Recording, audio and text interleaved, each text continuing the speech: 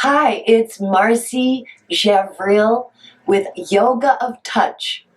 And today I'm going to give you a quick fix for your knees. Your knees are very important for all of your movement, and they need your loving attention. So start with your knees bent and your back straight. I like sitting on the floor. It's very stable that way. Make sure you remember the knee is a hinge joint. It moves up and down right in the nose, knees, and toes same plane. Do not move it side to side. In fact, be very careful never to ever put leverage on your ankle this way. You compromise the inside of your meniscus.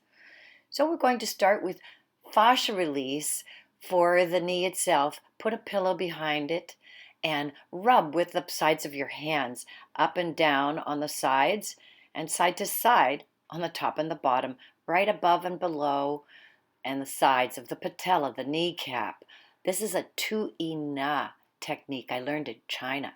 Now, pluck and move the fascia and all the tissue all around the kneecap slowly but thoroughly.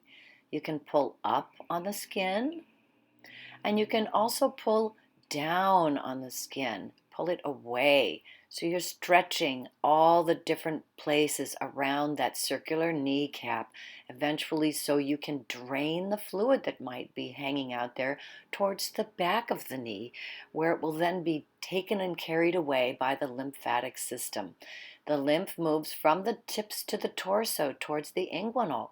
So we're going to accelerate that movement by activating the gastroc, the calf muscle, using the hands like a cradle. Place them behind your knee and move in a pulsing rhythm. I call it water wheel, from the calf to the thigh, from the calf to the thigh, and the body normally does this by activating all three joints, ankle, knee, and thigh, with muscle movement. That's what moves the lymph, and now you're doing it with your hands in a rhythmic, slow way, moving excess fluid from the tips to the torso. And that's your myofascial release and lymph massage from Yoga of Touch. Marci Javril.